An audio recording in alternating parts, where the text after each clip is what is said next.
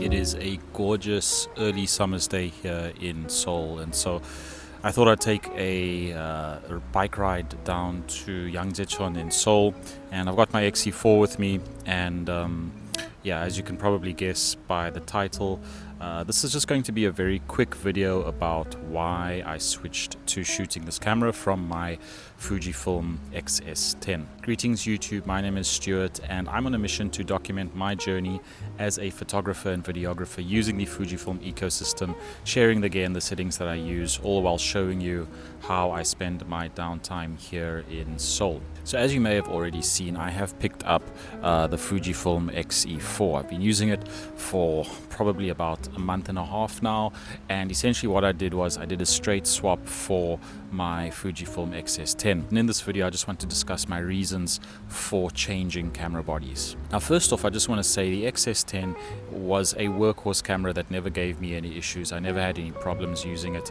Took it on a few trips, went to Thailand, went to Japan, absolutely no issues whatsoever. It's got a superb Fujifilm sensor, and it still is my first choice recommendation for people who are looking to get into the Fujifilm ecosystem coming from other camera brands. But for me, after having spent what was probably about a year and a half, I think, using that camera body, I will admit it did start to feel a bit utilitarian in a way, which is not necessarily a bad thing. I just want to say that. You know, the X-E4 was for sure a camera that I had lusted after, and there's nothing wrong with cameras being utilitarian, because at the end of the day they are really just tools for capturing scenes. But after a year and a half of having used the X-S10, I feel like I've kind of graduated in a way, and so the X-E4 was my logical next choice.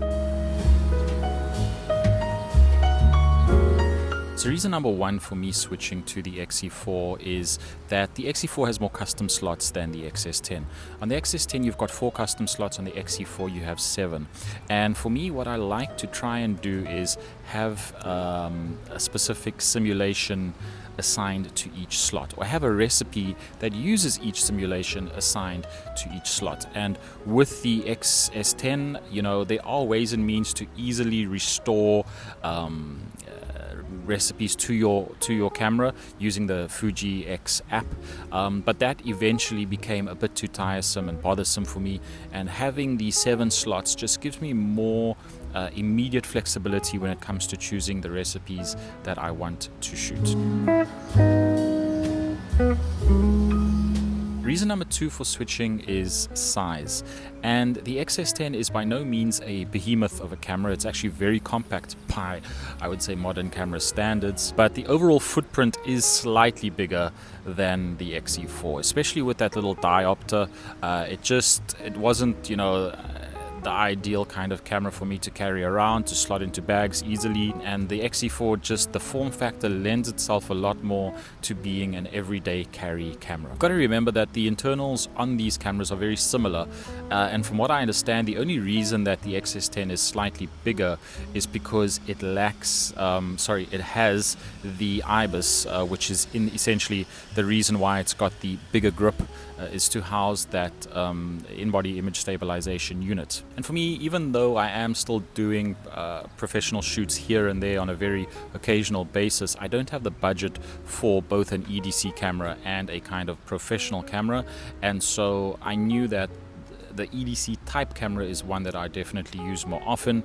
If it was smaller, I'd use it more often, and that was definitely one of the major reasons which drove this switch. Ergonomically, again, like I've mentioned, even though the X-S10 is superior because of the grip, if you add the hand grip to the X-E4, it's actually not that bad. It really does add a little bit of heft, and a little bit of that, you know, reassuring feel that you have more grip to the camera.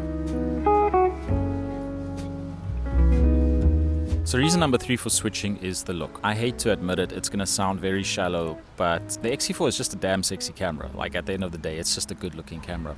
And you've got this gorgeous brushed aluminium flat top, you've got those very minimalistic Fuji dials, you've got this very beautiful bare black camera body, and it's a form factor I feel that is reminiscent of a lot of Leicas, very typical rangefinder style cameras, which always do generally look good. It's also reminiscent of the X100 series, which at this point is beyond hyped.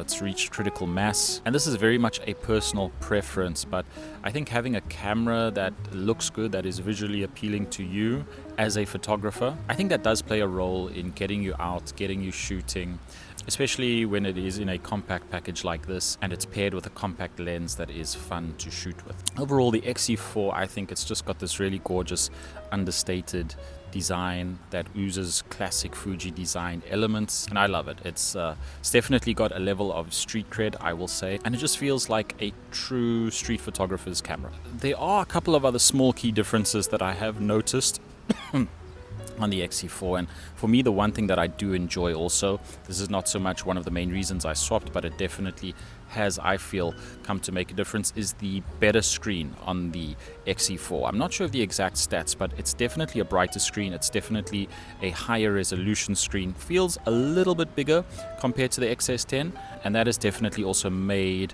a difference in my shooting experience, especially when I'm out on bright sunny days and I need to have relatively accurate previews. And that is it. Those are my 3-4 reasons why I switched from the X-S10 to the X-S4. If you enjoyed this video, then please feel free to hit like and subscribe.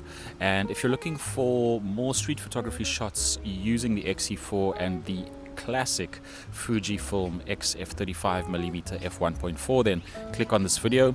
Thank you very much for watching, and I'll see you in the next one. Note, if you are looking for one of the most beautiful parts of Seoul, I would have to say that this is definitely one of the more picturesque parts of the city, especially now in like spring, early summer. It's just gorgeous, absolutely green, and definitely a good place to take a walk and get some pictures.